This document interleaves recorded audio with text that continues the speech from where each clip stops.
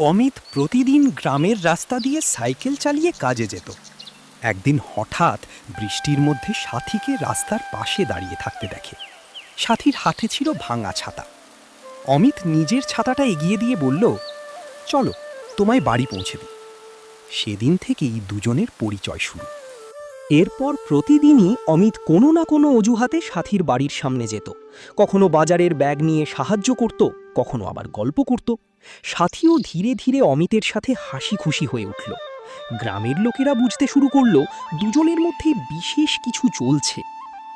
এক সন্ধ্যায় নদীর ধারে দাঁড়িয়ে অমিত বলল, সাথী, তোমাকে ছাড়া এখন আমার দিন কাটে না। সাথী লজ্জা পেয়ে নিচের দিকে তাকিয়ে রইল। কিছুক্ষণ পরেই মুচকি হেসে বলল, আমিও তোমাকে খুব ভালোবাসি অমিত। কিন্তু তাদের ভালোবাসার পথে বাধা হয়ে দাঁড়ালো সাথীর পরিবার। সাথীর বাবা চেয়েছিলেন শহরের ধনী ছেলের সাথে মেয়ের বিয়ে দিতে। তিনি অমিতকে অপমান করে বাড়ি থেকে বের করে দিলেন। সাথী কাঁদতে কাঁদতে বলল, আমি শুধু অমিতকেই চাই। অমিত সিদ্ধান্ত নিল নিজেকে প্রতিষ্ঠিত করবে। সে দিন রাত পরিশ্রম শুরু করল। কয়েক মাস পরে নিজের ছোট ব্যবসা দাঁড় করিয়ে গ্রামের সবার সম্মান অর্জন করল। তখন গ্রামের মানুষও বলতে লাগলো, অমিত সত্যিই ভালো ছেলে। ঠিক আছে, আচ্ছা বাবা, আমরা তোমাদেরকে মেনে নিলাম, তোমাদেরকে 1 বছর পর বিয়ে দেব। তো বন্ধুরা, তোমাদের ভিডিওটা কেমন লাগলো?